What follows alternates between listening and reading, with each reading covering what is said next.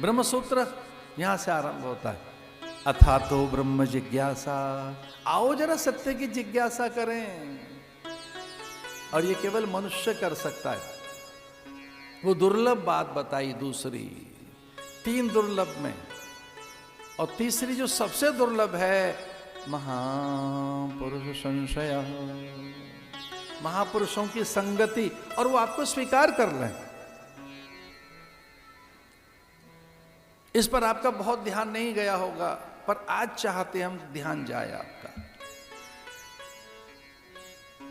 करे कृपा अपनाए, वो कृपा करें, आप पर अनुग्रह करें, आपको चुने, आपका चयन करें अपने कार्य की सिद्धि के लिए, अपने संकल्प की पूर्ति के लिए, अपने संकल्प की सिद्धि और साकारता के लिए, अपने प्रयोजन की पूर्ति के लिए। ऐसा तब संभव है जब आप में ये सद्विचार कभी आया हो। तो ये 3 चीजें बड़ी दुर्लभ हैं। मनुष्यत्वम, मनुष्य होकर भी हम कितने मनुष्य हैं, इस पर कभी विचार करना। मुमुक्षुत्वम, हम में सत्य की प्यास कितनी है, क्वेस्ट कितनी है, कितने प्यासे हैं हम सच को जानने के लिए, ये दुर्लभ बात दूसरी। और तीसरी,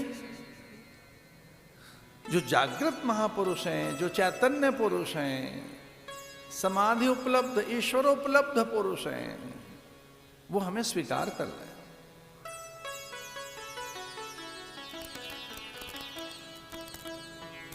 बस कुछ ऐसा ही हुआ, भगवान की प्रेरणा से चल पड़े नारद जी।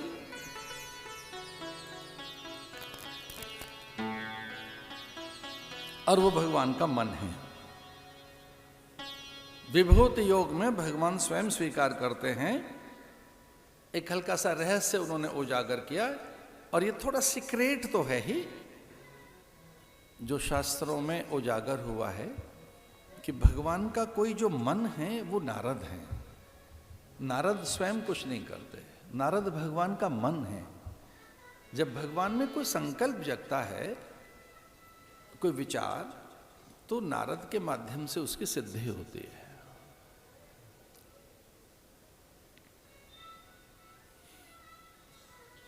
भगवान में ही कोई विचार जगा कि श्रेष्ठताएं अब उजागर होनी चाहिए, दिव्यता है, जो दिव्य चरित्र है, उच्च चरित्र है, महत् चरित्र है, वो जगनी चाहिए। जैसे कोई एक विचारक कुछ लिखता है, कोई रचनाकार कविताएं लिखता है, वो एक बड़ी कविताएं लिख देते हैं। जैसे कोई आभूषण बनाए, उसे लगे एक बड़ा आभूषण बनाते हैं, या कोई मूर्तिकार, चित्रकार, शिल्पकार। वैसे ही भगवान के मन में प्रेरणा हुई और वो नारद तक पहुंची, और नारद वहां से चल पड़े।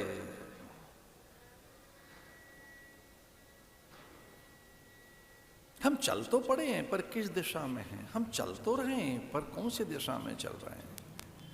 क्योंकि वेद कहता है चरे वेति, बैठ मत जाना। अब बैठ जाएंगे तो आपका भाग्य भी बैठ जाएगा। अगर आप लेट गए तो सच मानिए भाग्य सो जाएगा आपका। ये याद रखना, भाग्य उनका ही सोया हुआ है जो लेटे हुए हैं, जो सोए हुए हैं, कुछ कर नहीं रहे।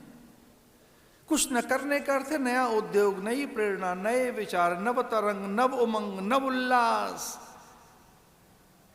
If you are not innovative, इसका अर्थ है चुपचाप पड़े हैं बस।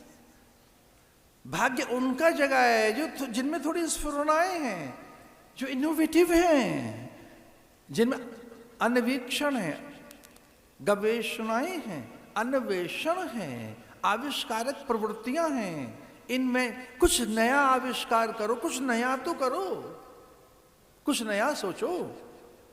अच्छा, कुछ ऐसा सोचना जिससे समूह को, अन्य को, न जाने कितनों को लाभ मिले। ऐसा भी तो कुछ सोच कर देखो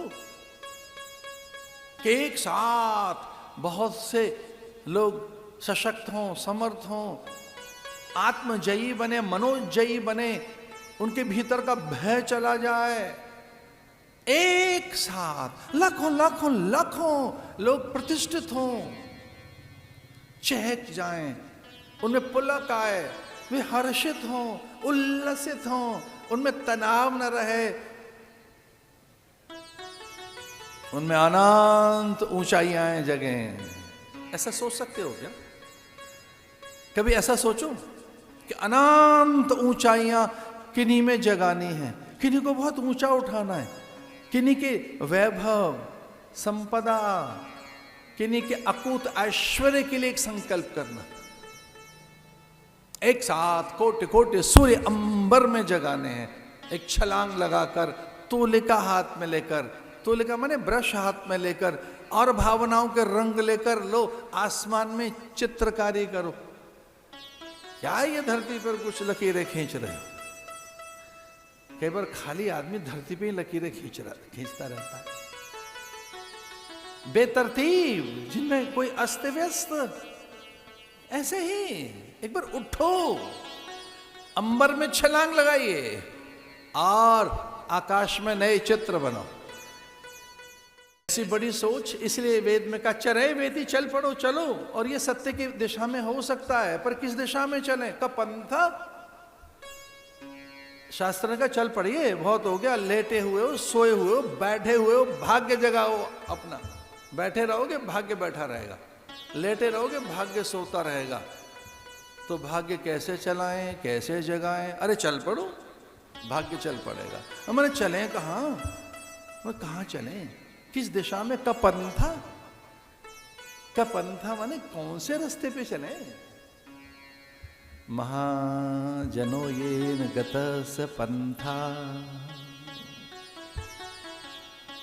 महाभारत में ये धर्म की राह बताई गई है। का पंथा नान्या पंथा विद्यते अनाय। विच वे, विच डायरेक्शन, मतलब कौन सी दिशा में चले? आप तो कह रहे हो चल पड़ो, पर कौन सी दिशा में भाई? उत्तर, पूर्व, पश्चिम, पूरब और उत्तर के बीच में चलें क्या? ईशान कोण की तरफ? अच्छा, पूरब और दक्षिण के बीच में चलें क्या? अग्नि कोण की तरफ? मैंने कहा, मैंने किस दिशा में चलें भाई? आप तो कह रहे हैं चल पड़ो, मैंने कहाँ चलें, किस डायरेक्शन में चलें? शास्त्र कहता है महाजनो येन गतस पंथः। जिधर से महात्मा गए उनके पीछे पीछे चलो। जिधर से महापुरुष गए हैं ना, वही रास्ता है। तो कौन सा रास्ता? बोले गौतम कणाद जैमिनी पारासर पुल है। पुलस्त जिधर से गए, जिधर से आदिनाथ भगवान निकले हैं, उनके पीछे पीछे चलो। ऋषभ देव के पीछे पीछे, जहां से महावीर स्वामी निकले, शंकराचार्य जिधर से निकले, भगवान दत्त जहां से निकला है, सपंथा, सपंथा, ये संस्कृत भाषा है। स माने वह, पंथ माने मार्ग, वही मार्ग है। कई बार तो सामान्य जन ऐसा भी कहते हैं कि ये हमारा बच्चा उल्टे रास्ते चल रहा है आजकल। उल्टे रास्ते मतलब? बोले ठीक रास्ते पे नहीं है आजकल, मार्ग भटक गया। ये कैसे पता लगा आपको कि मार्ग भटक गया? वह हमारा ठीक नहीं है, ये सतपंथ पे नहीं है, सतो पंथ पे नहीं है। इसके आचरण से पता लग सकता है, आचरण कुछ और ही है इसका, धर्म के मार्ग पे नहीं है। धर्म का मार्ग कौन सा है? तो लिखा है वो मातृदेवो भव, पितृदेवो भव, आचार्य देवो भव, सत्यम वदः, धर्मम चरः। ये वैदिक वाक्य बोल रहा हूं मैं। माता पिता जो कह रहे थे, उनके पिता के पिता, उनके भी पिता, उनके भी पिता। ओम पुनंतु पितरः, ओम पुनंतु पितामह। जो उन्होंने कहा उसे देखो, जो आचार्यों ने कहा है, जो महापुरुषों ने कहा है, उसे पढ़ो। सत्यम वदः, सत्य बोलो। धर्मम चरः, धर्म की ओर चलो। स्वाध्याय में प्रमाद न करो, उठाओ पुस्तक। सपंथा, यही पंथा है। भगवान की बड़ी प्रेरणा हुई। भगवान अत्यंत प्रसन्न थे और उनमें प्रेरणा हुई, नारद चल पड़े।